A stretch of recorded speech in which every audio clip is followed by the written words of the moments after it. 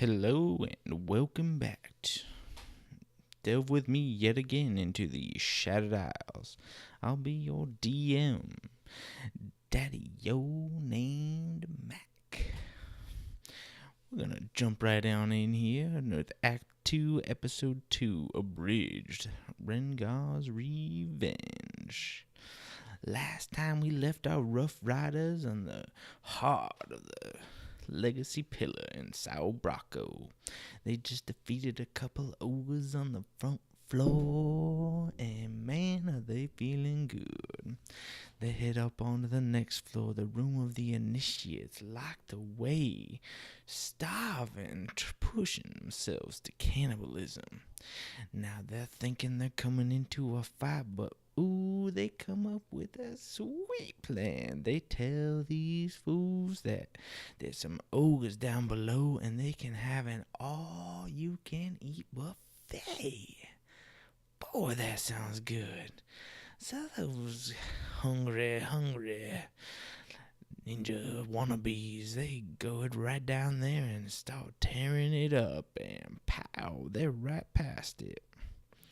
And they keep on going, and next is a true test of dexterity to wean out the non-competitors in this tower. Rengaw and Dandy and Mim, they all go by with ease, but boy, that Varys went splat. Luckily, his friends has got his back, and they pull him up and make things just fine. In the next room, they've got some interesting cages, some gates that they don't seem to be able to get past without leaving someone behind. But nah, these Ruff Ryderz, they know how to do it, and they figure out a way to prop them doors open, use some rope in a fancy manner, and away they go. Although they won't be able to get back.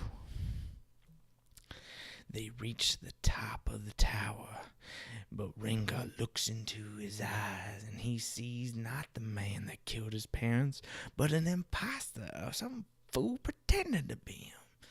So they decide to find another way around, not fight this fool to the death, but instead to challenge him to some sort of competition.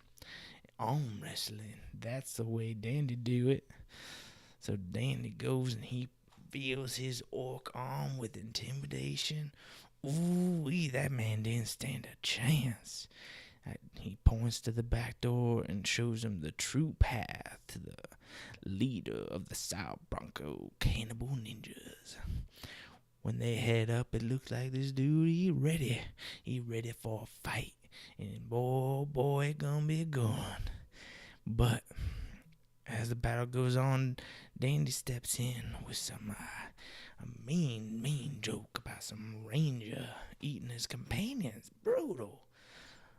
But this dude, he falls on the floor laughing. Ives, the leader of the cannibal ninjas, rolling on the floor, just laughing away, unable to do nothing.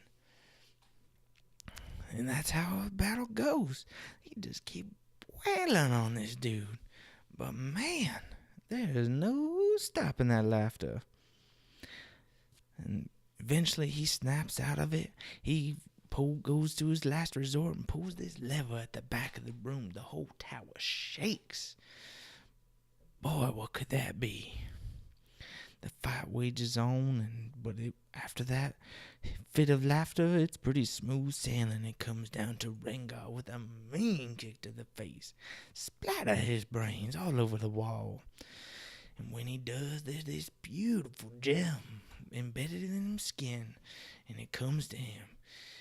A gem of the gods, bestowing itself back upon Rengaw. Rengaw was able to guide it to his sternum. And boy, Varys explains, as a challenger, he is now the holder of the gem, and he may just face more challenges to come, much like Ives faced his challenges at the top of the tower. They loot around and find some interesting things, but then they realize they can't get back. And the tower, that lever he pulled, the tower's coming down. It's coming down soon. Mim answers the situation the only way he knows how. He jumps into a box and hopes for the best. The rest of them are able to find a way to use the rope and climb their way down the outside using some crossbow breaching device that Dandy picked up earlier, making a nice tether, lowering him down nice and easy, and before they get to the bottom when the tower collapses behind them. But there they're confronted by the ninjas, the rest of the cannibal ninjas. Their leader just killed. They're scattered. They don't know what to do. But there's definitely a group starting to form together, thinking that they can pull a sweet uprising. But that gets quit real quick when all the Ruff Ryderz come through with some magic and some mean force. The citizens, they're a little worried because these ninjas have been protecting them all sorts of things. So they turn to Pell, a faithful man, a blind man of the city. And they turn to him and they're like, Pell, what do we do now? He's like, I know the way. We'll venture into the desert. We'll find a home, my old home that I left many years ago. Before that, they head back to the ship, tell their friends what's up, everyone who's been guarding the ship, and with their new friend, Jero, who's looking to change his ways, one of the cannibal ninjas' own. But he won't be able to do it without first proving himself.